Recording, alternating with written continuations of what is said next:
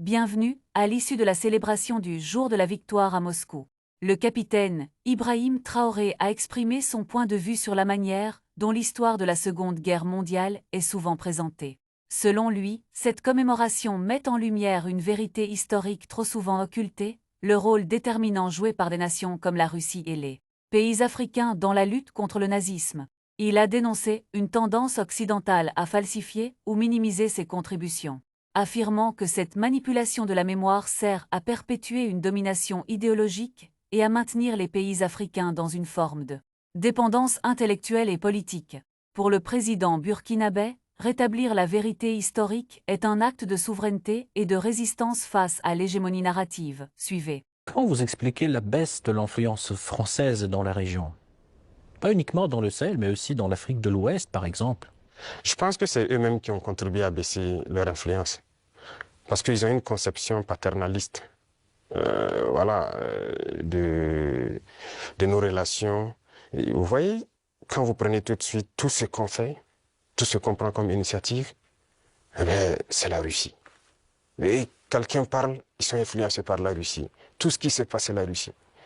Pourquoi ils ont les yeux fermés comme ça? Donc l'Africain n'est pas capable de développer quelque chose. L'Africain n'est pas capable d'inventer, d'innover, de prendre des initiatives. C'est ça que nous combattons. Et tant qu'ils vont continuer de voir l'Africain comme ça, comme un sous-homme qui n'est pas capable de réfléchir, qui n'est pas capable d'innover, capable d'inventer, on ne pourra jamais être amis. Les époques ont changé. Donc c'est la vision même qu'ils ont du noir. Il faut qu'ils arrêtent ça. Parce qu'en nous traitant comme ça, c'est comme s'ils voient le noir comme un sous-homme. Et là, c'est dangereux. Il faut qu'ils changent de langage. Mais en quoi ça se voit, cette attitude? Et regardez dans leurs discours. Regardez dans leurs discours. Même le président français, toujours dans ses discours, les jeunes Africains sont influencés par la Russie. Il le dit. Les médias occidentaux, vous les écoutez souvent. Ils ne passent leur temps qu'à mentir. Et regardez aujourd'hui l'AES qui est un modèle qui est en train de se dessiner. Ils ne peuvent pas se lever du matin au soir sans parler du Burkina ou parler de l'AES. C'est impossible pour eux. Et chaque fois, ils cherchent à envoyer des informations pour diviser, pour manipuler la jeunesse. Mais ça ne passe plus. Je pense que les gens sont assez conscients, les gens ont l'œil ouvert. Et vous tous, vous êtes victimes de ces gens-là, la communication. Ce qu'ils font, ce qu'ils disent sur la Russie et tout, on le sait. Jusqu'aujourd'hui, il y a des jeunes Africains qui ont les yeux toujours fermés, qui croient à leurs mensonges. Le récit de la Seconde Guerre mondiale. J'écoutais la dernière fois, quelqu'un disait que à la fin de la guerre, dans les 10 années qui ont suivi, si on demandait en Europe qui a gagné la guerre, les gens disaient c'est la Russie. Mais aujourd'hui, si vous demandez en Europe qui a gagné la guerre, ils vont dire que ce sont les Occidentaux. Par la communication, ils ont réussi à renverser l'histoire. Et l'histoire africaine aussi, ils ont tout manigancé pour faire passer les mensonges. Et ça fait que les jeunes Africains, certains ne connaissent même pas l'histoire de l'Afrique. Qu'est-ce que l'Afrique a fait? Certains ne savent même pas que nos grands-parents ont combattu, ont été mis à l'avant comme chair à canon, et au retour, ils les ont tués comme des animaux.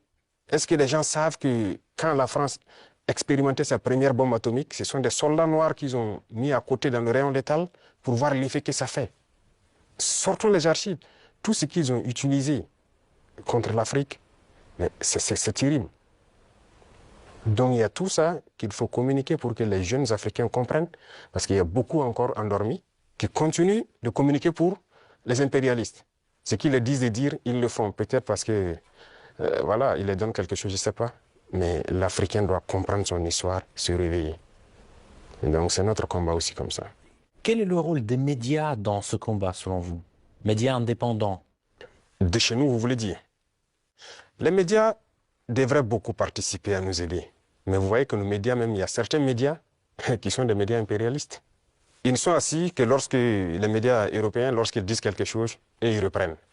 Et ils accentuent. Il y a plein de médias dans nos pays qui combattent même les régimes comme notre régime. Et ils passent leur temps aussi à raconter les mêmes balivernes que les médias occidentaux racontent. Mais c'est honteux. Si des Africains se comportent comme ça, c'est très honteux. J'imagine qu'il doit avoir honte de se regarder à la glace le soir. Si tu es payé pour raconter des mensonges sur le noir, c'est très grave.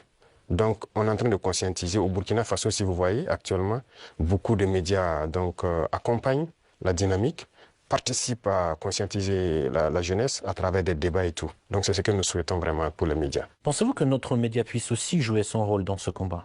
Bien sûr, beaucoup. Il faut jouer un rôle très important parce que, vous savez, je l'ai dit en 2023 à Saint-Pétersbourg et je le répète encore aujourd'hui, la Russie a contribué à sauver le monde. L'Afrique a contribué à sauver le monde. Il faut le dire. Il faut que les jeunes le comprennent. Que tout ce qui se raconte dans les films Hollywood, c'est faux. Ce n'est que du mensonge. C'est la même chose. La guerre du Vietnam. Aujourd'hui, on voit, l'histoire est tronquée. Mais il faut communiquer. Vous voyez, moi, ils n'aiment pas que je parle. On trouve que je parle trop et tout. Pour que je me taise, pour qu'eux, ils parlent et que leur version passe. Non. Moi, mon plus grand regret, c'est d'avoir passé une bonne partie de ma jeunesse à écouter des radios comme RFI, France 24. J'ai été dans des pays où ces radios étaient fermées. Mais on prenait des applications, on enregistre leur journal pour écouter. Mais à partir d'un moment, il y a un déclic. Et je commence à comprendre qu'ils conditionnent nos cerveaux pour accepter ce qu'ils veulent. C'est leur narratif qu'ils veulent qu'on apprenne. Et depuis ce temps, moi, je commence à faire la part des choses et j'ai compris que c'est très dangereux ce qu'ils font.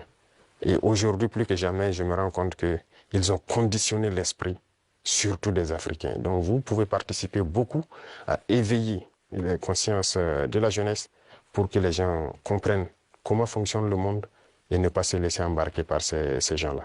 Ma toute dernière question, juste pour conclure sur une note positive, quelles sont les perspectives des relations entre la Russie et le Burkina Faso selon vous? Beaucoup de perspectives à venir. Et comme je l'ai dit, avec la parade que j'ai vue, je pense qu'il y a une très bonne coopération. Parce que c'est bien, actuellement, nous payons du matériel, mais il faut qu'on développe l'industrie militaire, par exemple. Et la Russie peut contribuer beaucoup. Et vous savez que la Russie, il y a beaucoup de scientifiques, de savants qui sont russes. La preuve, on vient de quitter dans l'université de Mendeleev. Ils peuvent nous accompagner beaucoup dans la formation pour aussi prévaloir, parce que chez nous, nous avons des jeunes talents, des génies qui arrivent à créer des choses, mais il leur manque l'apport mathématique, la science pour pouvoir améliorer ce qu'ils font. Et donc la Russie peut nous aider beaucoup dans ce domaine. Ça va nous aider sur le volet militaire, sur le volet industriel, parce que ce sont les machines qui font marcher le monde. Et aujourd'hui, la technologie qui est là, que ce soit l'informatique et les réseaux, la télécommunication et tout, sur ce volet, la Russie est en train de beaucoup collaborer. Donc, à l'avenir, toutes ces perspectives sont donc mises à l'ordre du jour pour que nous puissions donc, voilà, arriver à un objectif certain que nous souhaitons.